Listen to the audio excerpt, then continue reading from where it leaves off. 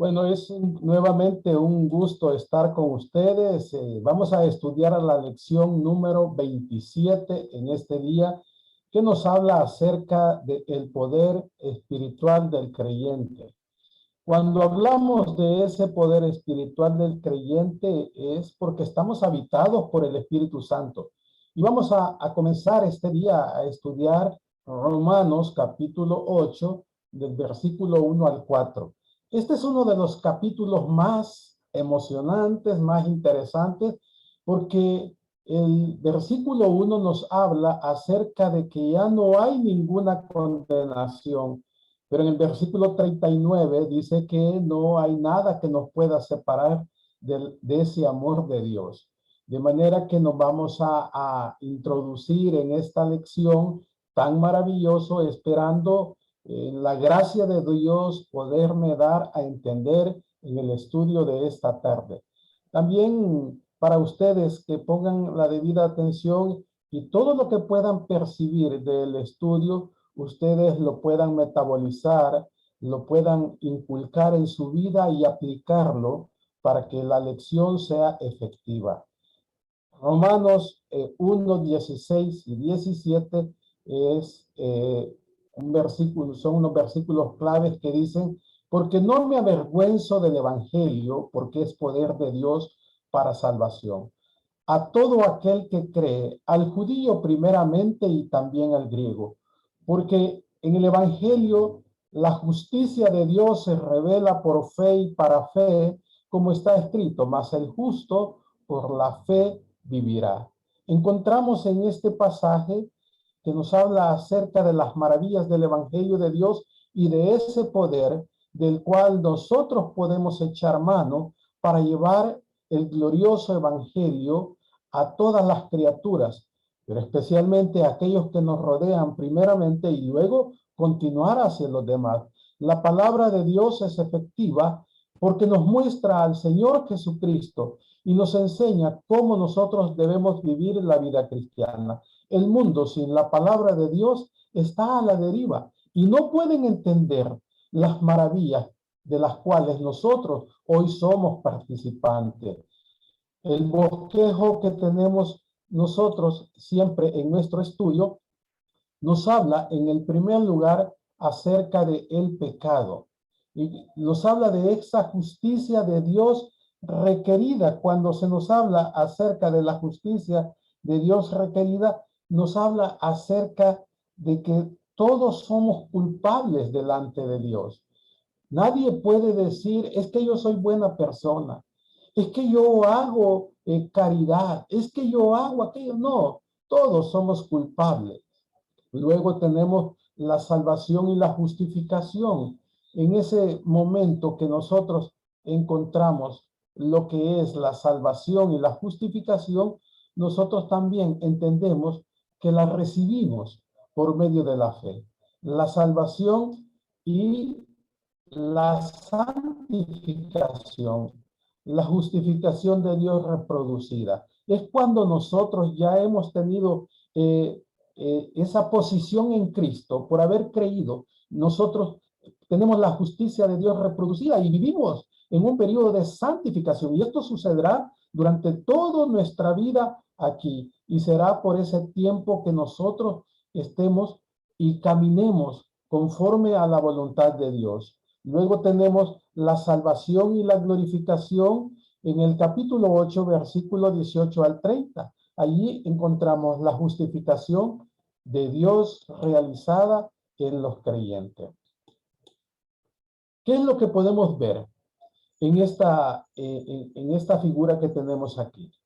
Nos habla el libro de Romanos, la carta a los romanos, que el hombre inmoral, que el hombre moral y el hombre religioso van en un camino amplio al infierno y solamente Jesucristo es la puerta, es el camino que nos conduce al cielo y es a donde nosotros podemos mostrarle a la humanidad, porque más de alguno se encuentra en una de estas tres vías, ya sea en la inmoralidad o en lo moral. Hay gente que es muy buena moralmente, aún incluso podría decir yo, mejores que nosotros, pero van camino al infierno, porque la salvación es por gracia, por medio de la fe, y esto lo sabemos nosotros. Ahora, al estar frente al trono de la divina gracia, nosotros vamos a encontrar que somos justificados por medio de la fe, por la obra que Cristo hizo en la cruz del Calvario en nuestro favor. Él pagó por todas nuestras iniquidades. El pago fue grande. El pago fue un precio de sangre, un precio en el cual nosotros podemos ver que Él eh, está con nosotros y nos da la fortaleza y el ánimo para que nosotros vivamos conforme a su voluntad. El regalo es la salvación, es la vida eterna, comprada por Cristo en la cruz del Calvario. Ahora dice la palabra de Dios, mas a todos los que le recibieron, a los que creen en su nombre, les dio la potestad de ser hechos hijos de Dios. Usted y yo somos hijos de Dios porque creímos en Él, porque pusimos nuestra fe y nuestra confianza en Él y fuimos salvados de la esclavitud del pecado, de la tempestad de este mundo gobernado por un perdedor, por Satanás, porque dice que Él es el Dios de este mundo, es el Dios de este siglo. Ahora, ¿cómo es su fe? La figura que tenemos aquí a nosotros nos va a ilustrar cómo debe ser nuestra fe. Si nosotros podemos ver aquí este gatito llevado por su mamá, él no está haciendo nada. Si usted se fija, él está descansando en lo que su mamá hace. Pero también podemos ver a este monito también que él está haciendo todo porque su mamá no hace nada. Ahora, nuestra fe puede ser una fe que descanse en nuestra fuerza o nuestra salvación puede ser una salvación que descansa en nuestra fuerza, de tal manera que si nosotros nos soltamos, nos caemos o puede ser de esta manera. Cuando nosotros hemos descansado completamente en la palabra de Dios, en la obra de Cristo, en la cruz del Calvario, y nosotros podemos estar confiando en que Dios es quien hace todo por medio de nuestro Señor Jesucristo y tener una fe como la de este gatito que confía en su mamá y podemos verlo ahí que está con los ojitos cerrados se conduce. Ahora bien, cuando nosotros estudiamos la palabra de Dios, la justicia de Dios requerida, vemos la depravación del hombre y la necesidad de la justificación, por cuanto todos pecaron, dice, y están destituidos de la gloria de Dios. ¿Cuándo es que nosotros pecamos? Bueno, usted me diría, un bebito no ha cometido ningún pecado, pero todos al nacer venimos con el pecado imputado de Adán, de tal manera que nosotros todos somos pecadores al nacer. ¿Qué necesitamos? La justicia de Dios recibida cuando nosotros ponemos nuestra fe. Entonces se produce esa justificación. El medio de justificación es por medio de la fe. La justicia de Dios se reproduce en el caminar del creyente, en la santificación. Hemos visto la necesidad de la justificación y la santificación. Y este periodo de vida nosotros lo vivimos todo el tiempo. Hemos estudiado, y sé que ustedes lo han estudiado, mis hermanos, los tres tiempos de la salvación. Y cuando vemos los tres tiempos de la salvación, nos damos cuenta que somos salvos de la pena del pecado, somos salvos del poder del pecado y en el futuro de la presencia del pecado, porque en el cielo no habrá pecado. Y la descripción teológica que tenemos aquí es la justificación, la santificación y la glorificación. ¿Cuándo ocurre esto? Bueno, lo que es en el primer tiempo ocurre en un punto de tiempo, una vez y para siempre. La santificación ocurre en el proceso de nuestro diario vivir. Cuando nosotros estamos viviendo aquí, nosotros estamos en ese proceso, porque nosotros nos podemos resbalar y pecar, pero podemos volver a la comunión con Dios cuando nosotros confesamos nuestros pecados. Pero en el futuro ocurre en un punto de tiempo, una vez y para siempre. ¿Qué es necesario o cuál es la condición para esto? Bueno, es solamente la fe. de tal manera que nosotros vamos entendiendo. Ahora veamos algunas situaciones que se dan, porque podemos encontrar lo que es la licencia o el libertinaje. ¿Cuál es la definición de esto? Es una actitud mental entre los creyentes salvados por gracia que ve a la gracia como libertad de complacer los deseos de la carne en vez de hacer la voluntad de Dios. Recuerdo en una ocasión de un joven en las fiestas patronales del pueblo y él decía, pastor, yo puedo pecar en la noche o en la mañana y luego yo me confieso y estoy en comunión nuevamente con Dios. Esa es una manera equivocada. ¿Sabe por qué? Porque las consecuencias del pecado se pagan y Dios no desea que vivamos de esa manera. Cuando nosotros vemos eso de una manera libertina de vivir, nos damos cuenta de lo que dice la primera carta a los Corintios en el capítulo 11, versículo 32, que dice que hay muchos debilitados, muchos enfermos y otros duermen, aquellos que Dios dice, bueno, ya basta de tanta licencia, de tanto libertinaje, vente para la casa. No puede ser así. De manera que nosotros debemos entender que en el mundo, o en Adán más bien dicho, hay una necesidad de creer en Cristo y que todos nuestros pecados sean pagados por Él. Y cuando nuestra posición cambia de Adán en Cristo, entonces nosotros encontramos esa libertad. Dice la primera carta a los Corintios en el capítulo 15, versículo 22, porque así como en Adán todos mueren, también en Cristo todos serán vivificados. Debemos recordar, amados hermanos, que la palabra muerte significa separación. En Adán, la humanidad está separada de Cristo, pero cuando nosotros ponemos nuestra fe en Él y venimos a creer en Él, Él paga todos nuestros pecados en la cruz. En ese tiempo, cuando Él fue y pagó por nosotros, ahora nuestra posición cambia. Nosotros venimos a ser hijos de Dios y entonces tenemos una libertad grande. Nos identificamos con Cristo cuando creemos en Él y somos co-crucificados, co-sepultados y co-resucitados. Podría decirle crucificado, sepultado y resucitado. Este es el símbolo que se da cuando nosotros somos bautizados y vamos a las aguas del bautismo y se hace esto. Ahí somos crucificados, somos sepultados y luego resucitados. La salvación y la santificación la vemos nosotros que es la justicia de Dios reproducida. Es cuando nosotros podemos comenzar a vivir la vida cristiana y entendemos las cosas porque nosotros hemos estudiado la palabra de Dios, porque es la palabra de Dios por medio de su Santo Espíritu que nos habita, la que nos va guiando al entendimiento de ella. Ahora, el peligro es que podemos entrar en una realidad de un legalismo. Vemos iglesias y vemos congregaciones a donde si alguien no lleva un vestido extremadamente formal, si no va con camisa manga larga, si no va el pastor con corbata y si llega con una camisa manga corta y todo eso está en pecado.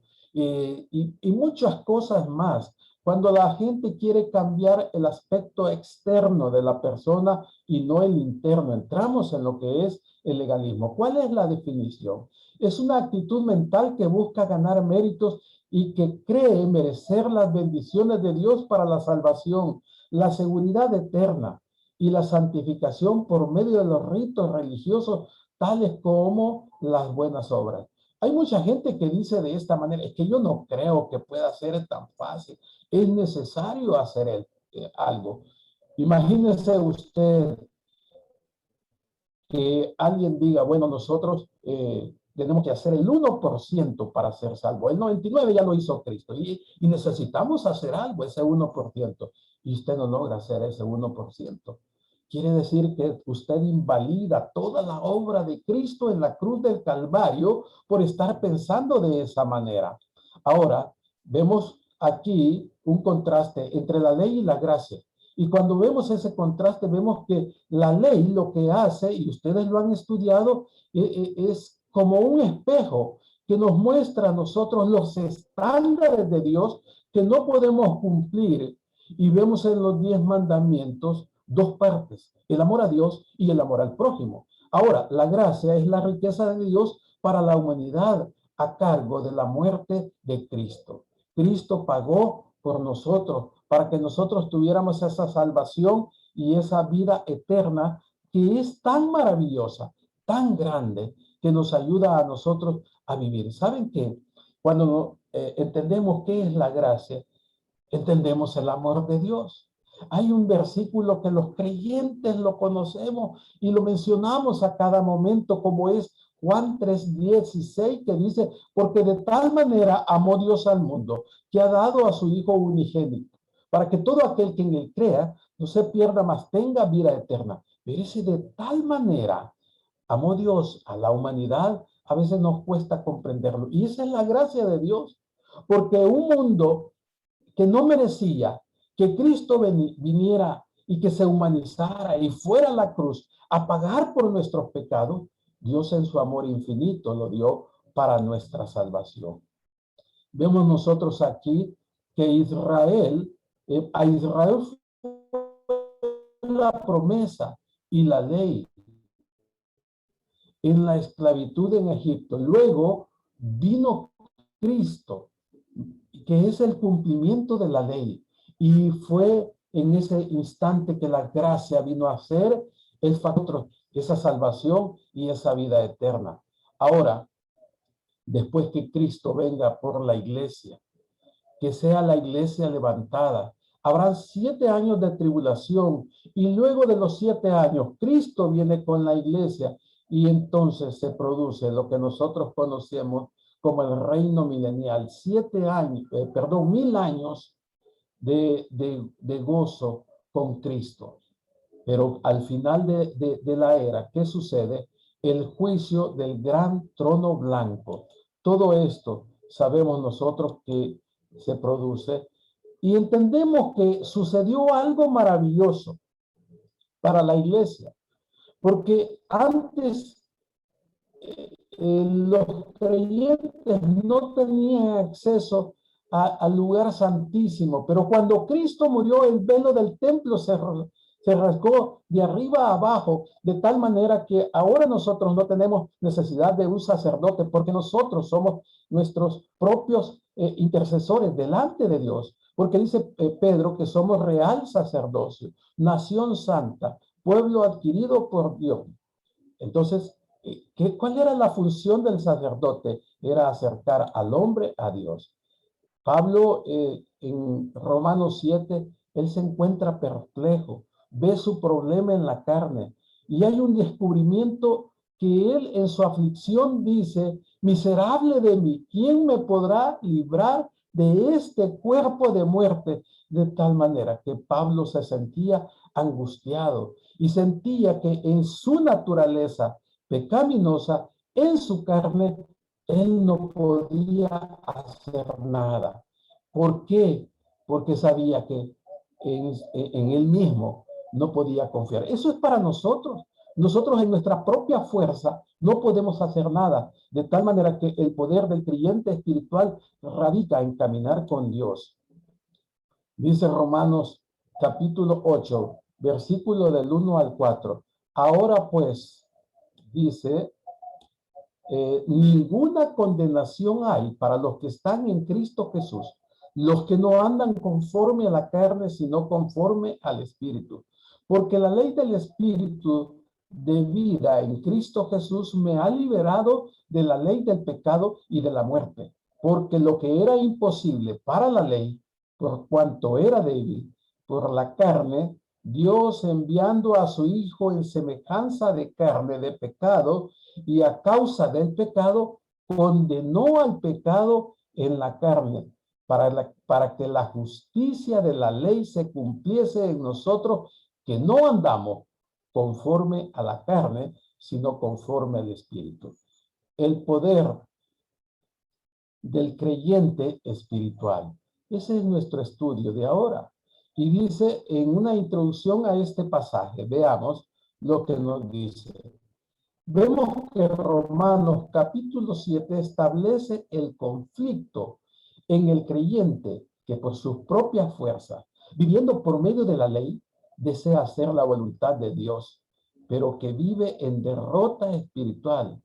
Romanos 8 explica cómo este creyente puede disfrutar la vida en victoria práctica sobre la carne en este conflicto.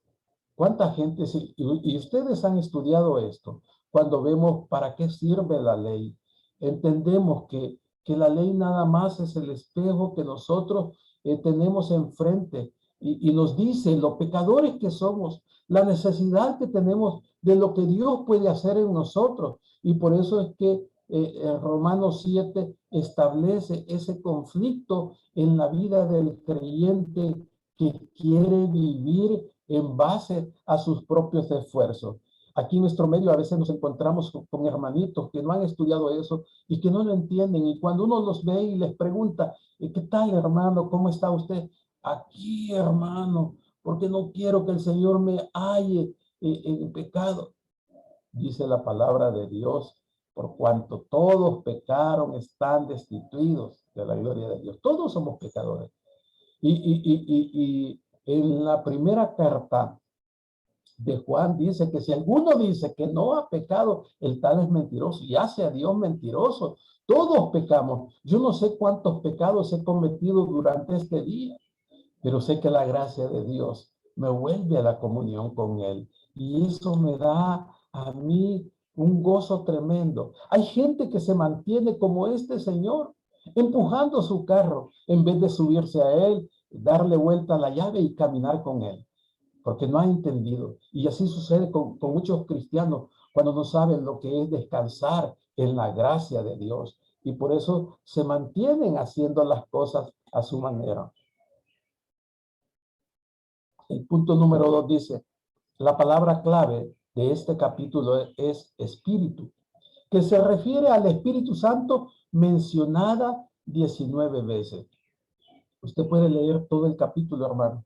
Y yo le aconsejo que antes de venir a la clase usted lea el capítulo al cual se está refiriendo la próxima clase para que usted pueda entender lo que muchas de las cosas aquí se dicen.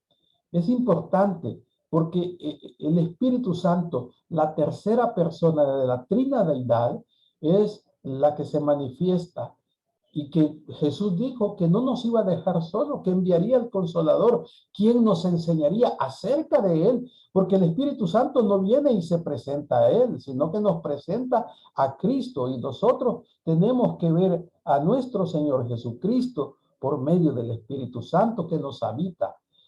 Todos los que estamos aquí reunidos esta tarde y los que estarán próximamente viendo estos videos, estos estudios, sé que son aquellos que están habitados por el Espíritu Santo. Ahora, eh,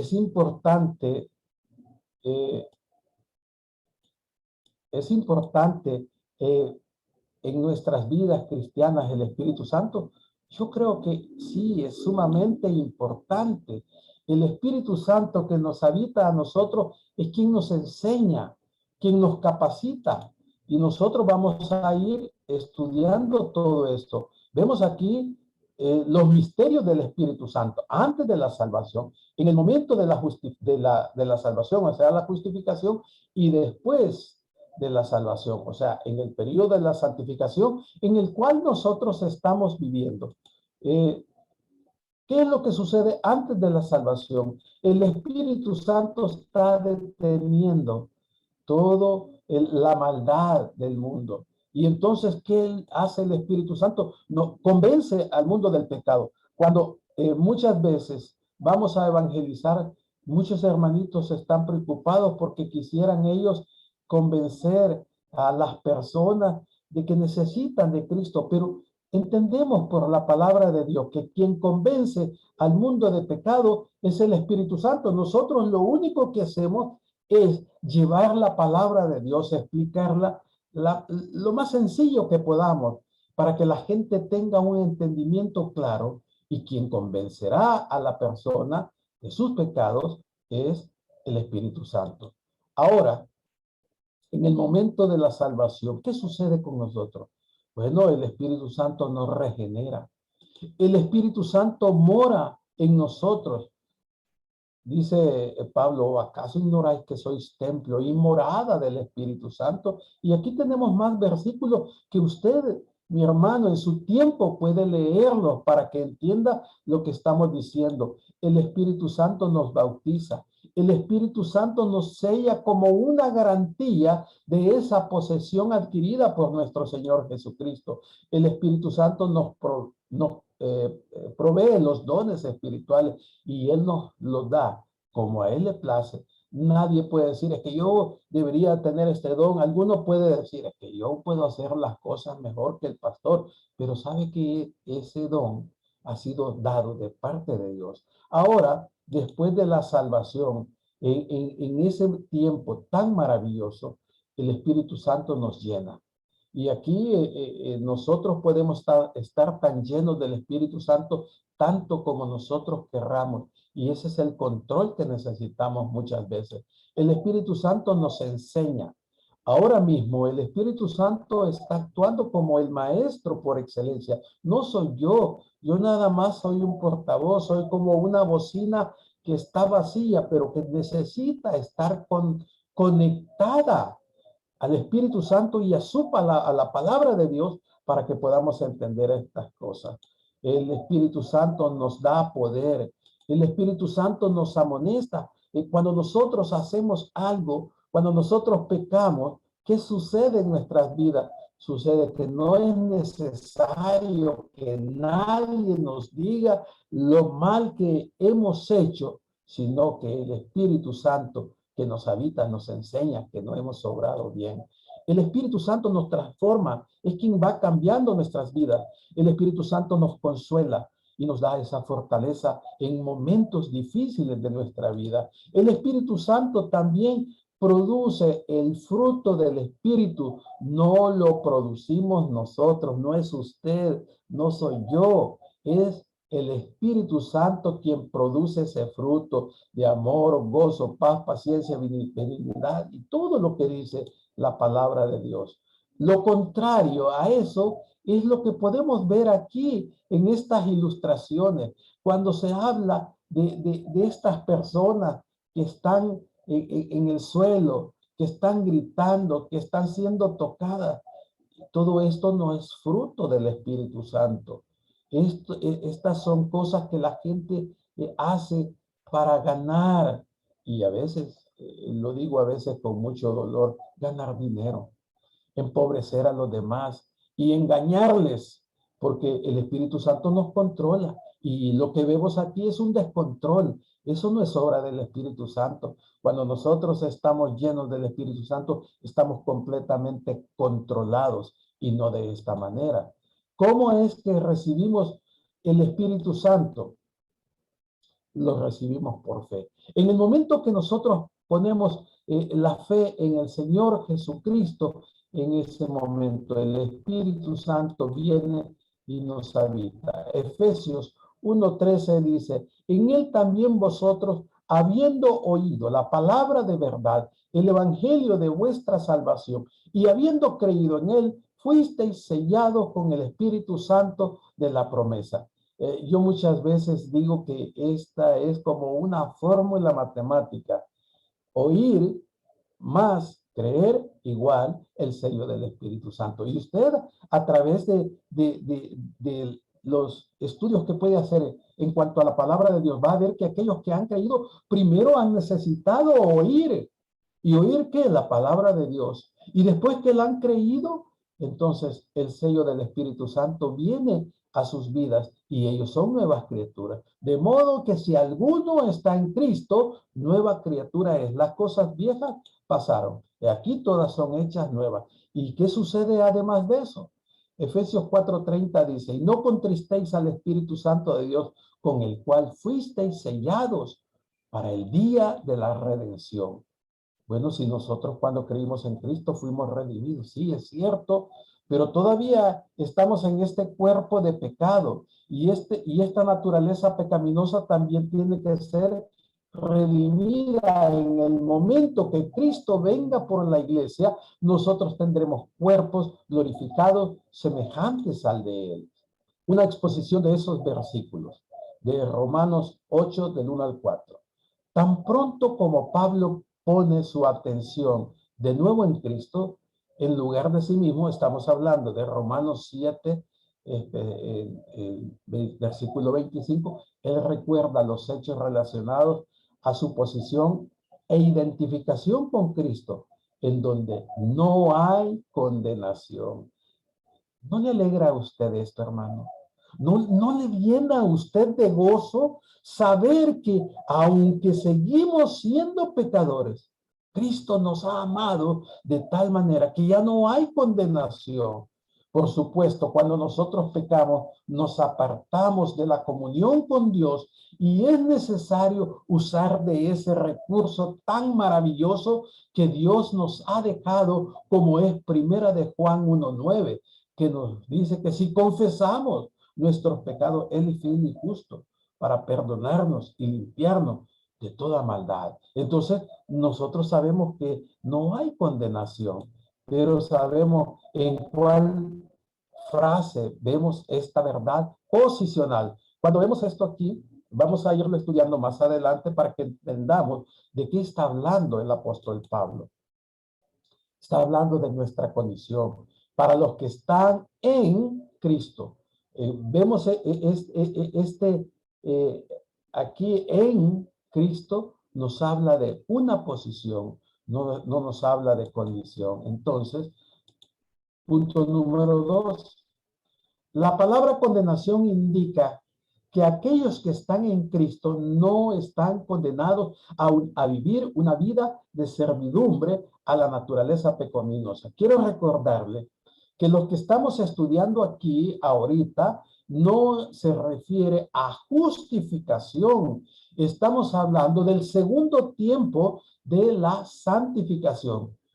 Y cuando hablamos ya no hay condenación, nosotros ya no estamos sujetos a estar controlados por el poder del pecado, porque ya somos salvos del poder del pecado. Entonces, la palabra condenación indica que aquellos que están en Cristo no están condenados a vivir una vida de servidumbre. Usted y yo ya no estamos condenados a vivir esa vida, sujetos a la naturaleza pecaminosa. Somos libres porque Cristo nos ha hecho libres y por eso nosotros no estamos condenados. ¿Cuál es el contexto de esta declaración? La santificación. Esto es sumamente importante que usted, mi querido hermano, mi querido amigo, lo entienda que sucede en este periodo de la salvación. Estamos hablando de la santificación. Entonces, que esto es un proceso en el cual nosotros hemos sido libertados del poder del pecado por la obra de Cristo en la cruz del Calvario. Y aquí nuevamente volvemos a esta ilustración y que nos dice primero a los Corintios 15:22, porque así como en Adán todos mueren, también en Cristo todos serán vivificados. Nuestra posición en Adán era de condenación, pero cuando nosotros creímos en Cristo, todos nuestros pecados pasados, presentes y futuros fueron pagados en la cruz y entonces nosotros recibimos la salvación y nuestra posición ahora es en Cristo y fuimos bautizados y crucificados, sepultados y resucitados con Cristo. Punto número 3. Esta libertad no habla de una posibilidad futura, sino de algo que el creyente posee ahora mismo. Entendemos eso y eso es maravilloso. O sea, yo no estoy dominado por el poder de mi naturaleza pecaminosa, porque puedo yo tener esa fortaleza y ese ánimo porque estoy habitado por Cristo, por el Espíritu Santo, por el Padre, y yo puedo tener una vida de victoria, aunque hayan momentos que me vea sorprendido por el pecado y que pueda resbalar. El apóstol Pablo nos dice en Gálatas 6:1 que si alguno fuere sorprendido por el pecado, vosotros que sois espirituales, restaurarle con espíritu de mansedumbre, considerándote a ti mismo, no sea que tú también seas tentado. Nosotros sabemos que un creyente verdadero en un momento determinado puede verse sorprendido por el pecado y pecar. Y eso nos sucede a todos, pero nosotros tenemos esa libertad, eh, porque no es una posibilidad futura, sino algo que el creyente posee ahora mismo. ¿Qué es lo que significa o lo significativo de la palabra librado? Bueno, que por estar co-crucificado, co-sepultado y co-resucitado con Cristo, el derecho que la naturaleza pecaminosa de reinar en mí ha sido rota. Cuando nosotros vemos en algunas personas que son habituados al pecado, y entonces una persona que todavía no ha puesto su fe en Cristo, porque nosotros pecamos eventualmente, pero no habitualmente. Cuando nosotros pecamos es porque nos vemos sorprendidos. Y ahí es a donde debemos recordar lo que Pablo decía en el capítulo 7 de Romanos: lo que no quiero hacer, eso hago. ¿Cuántas veces nos ponemos nosotros una meta de no hacer aquellas cosas y de repente las estamos haciendo?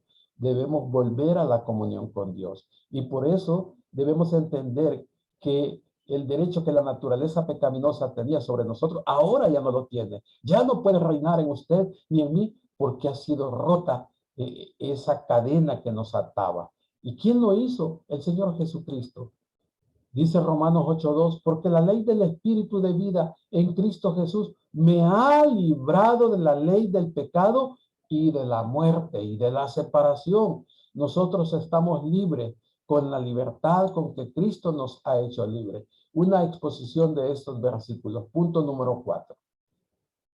La libertad descrita en Romanos 8:2 se refiere a la libertad del poder dominante del pecado por medio del Espíritu Santo. Oigan bien, es interesante porque esa libertad descrita se refiere a la libertad del poder dominante del pecado por medio de quién, del Espíritu Santo. Él nos ha liberado. Mientras que la libertad descrita en Romanos 6:7 se refiere a la libertad de una posición de esclavitud por medio de la identificación en la muerte de Cristo. Usted entiende esto y es maravilloso cuando nosotros vamos estudiando esta carta del apóstol Pablo a los romanos. Es como la constitución política o la constitución para nosotros los creyentes, y debemos ver qué significa la ley aquí. Un principio, regla, poder o control. Eso es lo único que hacía la ley. La ley hace esto y si no haces esto, este es tu castigo. Eso es la ley. Aunque la ley sigue estando allí para que nosotros veamos los estándares tan altos de Dios, tan grandes de Dios, y para que nosotros veamos los pecadores que somos, la ley nada más es nuestro ayo para llevarnos a Cristo. Dice Romanos 6:7, porque el que ha muerto ha sido justificado del pecado. Entonces, vemos aquí que cuando nosotros entendemos que Dios es soberano, justo, amoroso, el mundo, y hablando del mundo, estoy hablando de la humanidad, está separado de Dios, porque hay mentira, porque hay condenación, porque está dominado y reinado por Satanás. Lo que se necesita es tener fe para que, teniendo fe en Cristo como el único y suficiente Salvador, la paga del pecado sea completada. Y entonces en la vida de la persona, el Espíritu Santo viene a morar y ya no hay más poder de la naturaleza pecaminosa. El Espíritu Santo nos habita y hay una dependencia del Espíritu Santo y ya no tanto de la carne, y se produce el fruto del Espíritu. ¿Qué es lo que comunica? Me ha librado. Está en el tiempo auristo. Yo creo que mis hermanos que han estado antes de mí han explicado, el tiempo auristo es aquello que ocurre en un punto de tiempo, una vez y para siempre. Por eso dije que es una acción completada en el pasado. Yo fui salvo hace muchos años y esa salvación ocurrió en ese punto y es para siempre. No es que hoy pequé y la perdí, mañana la vuelvo a tomar y estamos en eso y entonces es necesario que muera Cristo otra vez. Cristo murió una sola vez y para siempre. Y por eso entendemos que lo que comunica me ha librado está en este tiempo ahora esto, una acción completada en el pasado, una vez y para siempre. Está en el modo indicativo, o sea, es un hecho, es algo que ocurrió, eso nos indica que fue la obra de Cristo una vez y para siempre. Y nosotros vamos entendiendo estas cosas a través del estudio de la carta de los romanos. Es una carta que nosotros deberíamos de apreciar y estudiar constantemente. Pero ¿qué más? Como creyentes en Cristo, ¿de qué somos librados? Si alguien puede decir, es que mi hermano, sí, yo no estoy en una cárcel. A mí no me tienen preso en ningún lugar. Y entonces, ¿de qué somos librados? Pero nosotros los creyentes sabemos que el mundo está atado a Satanás, al mundo mismo y a su naturaleza de pecado. Pero nosotros, ¿de qué hemos sido liberados o libertados? Del poder del pecado, de la naturaleza pecaminosa. Esta naturaleza pecaminosa que todos tenemos puede reinar si nosotros se lo permitimos. Pero si nosotros cultivamos más el Espíritu Santo que nos habita y somos llenos de ese Espíritu Santo y tenemos la llenura del Espíritu Santo, el control del Espíritu Santo, esa naturaleza pecaminosa no puede reinar en nosotros y nosotros podemos tener una vida controlada, una vida que agrade a Dios, una vida que nos dé esa fortaleza y ese ánimo que necesitamos constantemente. Somos librados del poder de la ley. La ley hemos visto que solamente es para que nosotros nos demos cuenta lo pecadores que somos. Estamos encadenados. Aquí esta figura nos dice la cadena o cómo está una persona encadenada a su naturaleza pecaminosa. Pero cómo Cristo viene y rompe esas cadenas del pecado para darnos una libertad en Cristo Jesús. Ahora, esa cadena estando rota de ese poder de la naturaleza del pecado que nos habita, nosotros podemos vivir vida de victoria, aunque haya momentos que nosotros nos resbalemos, que cometamos pecados, pero en el momento podemos volver a la comunión con Dios, confesando nuestros pecados. Romanos 8:3 dice, porque lo que era imposible para la ley, por cuanto era débil por la carne, o sea, nadie puede cumplirla, Dios, enviando a su Hijo en semejanza de carne de pecado, y a causa del pecado, condenó al pecado en la carne. Vemos aquí el punto número 5 que nos dice, por medio de la muerte de Cristo, por el pecado, Dios logró hacer algo que la ley mosaica, la ley de Moisés, no pudo hacer, específicamente condenar y destronar al pecado. Si nos recordamos en el libro de los jueces, era tan grande el pecado y Dios mandaba a un juez y el pueblo, como que digámoslo en palabras nuestras, se calmaba y dejaba de pecar, pero luego moría el juez y volvían a lo mismo, era un ciclo y entonces a donde cada quien hacía lo que bien les convenía y tenían la ley de Moisés. Y entonces lo que no pudo hacer esa ley de Moisés de condenar y destronar el pecado, dice que con la muerte de Cristo, ese pecado fue destronado totalmente. Y nosotros podemos ver esa fortaleza y ese ánimo que nos causa a nosotros ese gozo de conocer lo que Cristo ha hecho por nosotros y sigue haciendo, porque la gracia de Dios no solamente es para justificación, sino es todo lo que recibimos de parte de Él constantemente. Ahora, ¿qué es lo expresado cuidadosamente en la frase de Romanos 8:3? Enviando a su Hijo en semejanza de carne de pecado. Dice la divinidad y humanidad de Jesucristo, la kenosis, la unión hipostática, la unión de dos naturalezas, la naturaleza divina y la naturaleza humana. Por eso es que nosotros no podemos decir Dios y hombre, no, es Dios hombre. Porque si decimos Dios y hombre, es como que fueran dos cosas distintas, pero es el Dios hombre, aquel que en él habita la divinidad y la humanidad.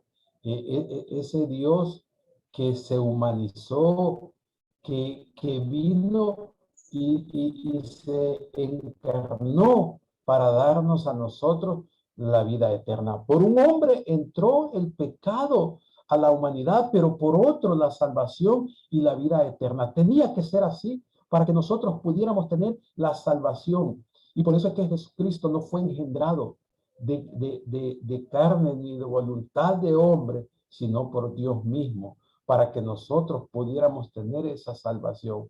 En Adán todos pecamos, pero en Cristo todos somos salvos. Romanos 8:4. Para que la justicia de la ley se cumpliese en nosotros, que no andamos conforme a la carne, sino conforme al Espíritu. Vean, lo leo nuevamente, para que la justicia de la ley se cumpliese en nosotros, que no andamos conforme a la carne, sino conforme al Espíritu. Punto número 6. El propósito práctico por el cual Dios condenó el pecado en la carne es que la justicia de la ley se cumpliese en nosotros, no por medio de nosotros. El propósito práctico por el cual Dios condenó el pecado en la carne es que la justicia de la ley se cumpliese en nosotros, no por medio de nosotros. Eso nos está diciendo la palabra de Dios, y por eso nosotros debemos entender que la obra de Cristo ha sido tan maravillosa, tan grande, que nos fortalece constantemente.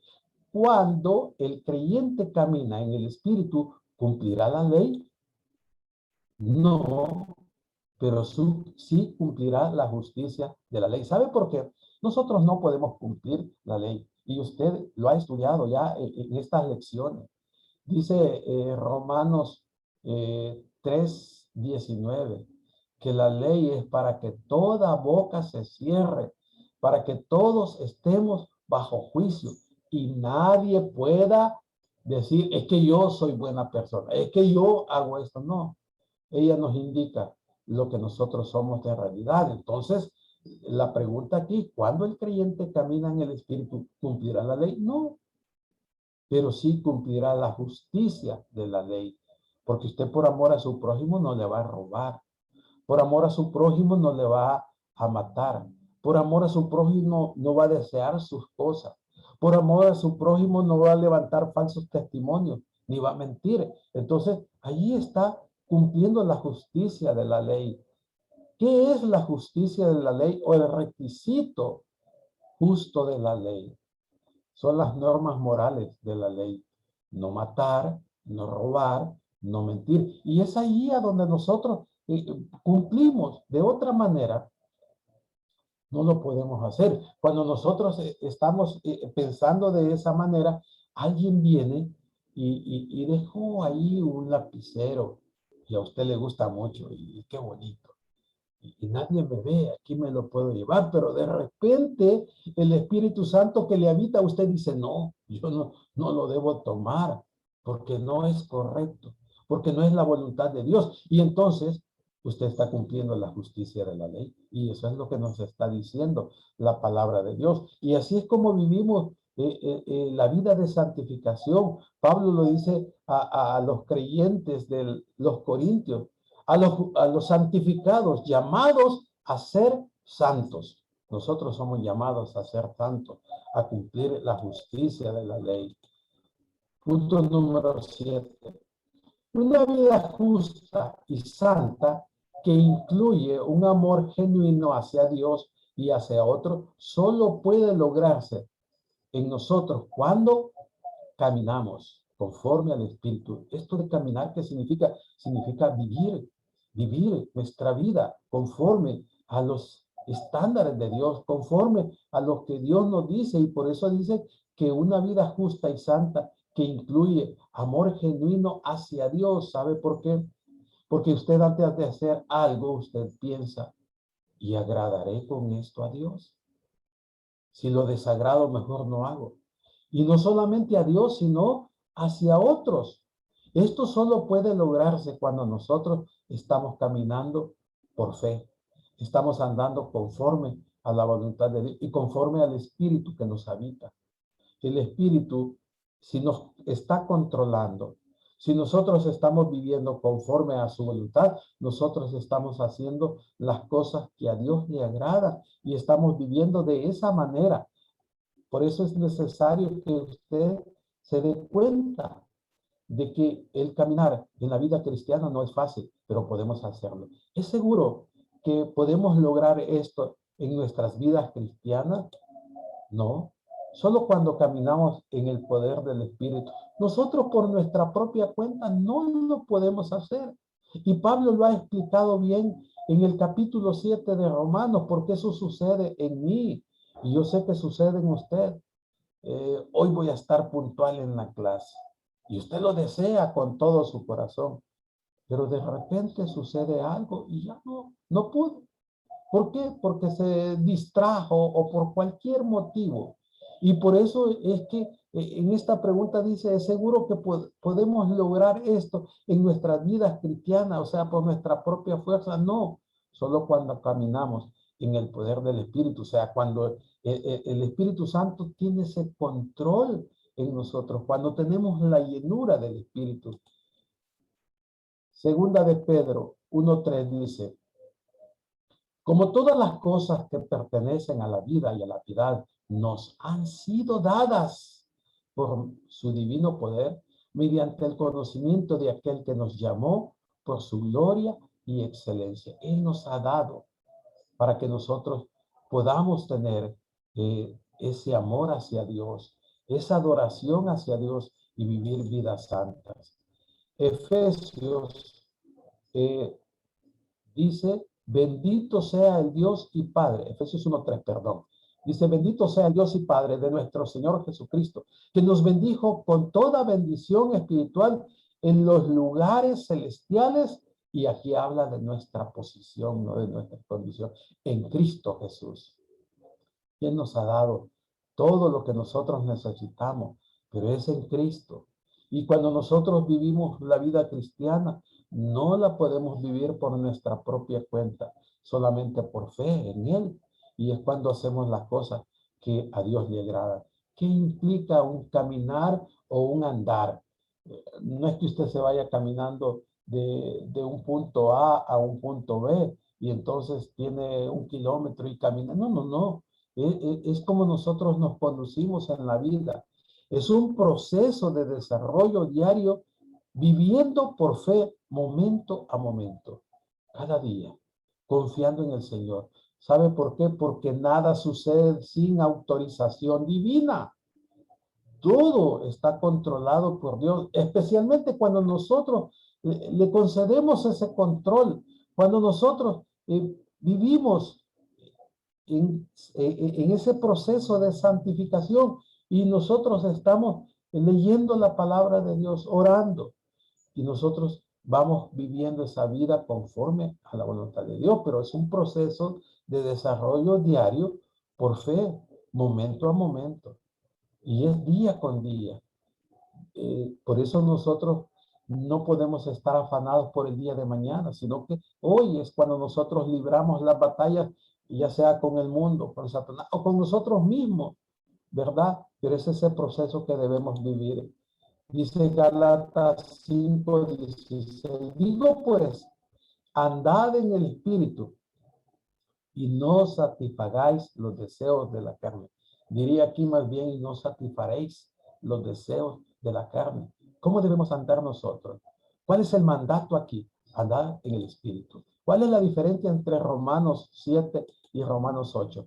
Romanos 7, en Romanos 7 vemos al creyente fracasado, caminando según la carne mediante el yo. En Romanos 8 vemos al creyente victorioso caminando en el Espíritu. Dos diferencias grandes cuando usted quiere vivir en la vida cristiana en base a un esfuerzo personal. Yo le digo, fracasará, será difícil. Pablo lo dice con mucha claridad, pero cuando nosotros queremos vivir en el Espíritu, queremos que el Espíritu tenga y tome el control de nuestras vidas, nosotros estaremos viviendo vidas que agraden a Dios y que sean conforme a su voluntad.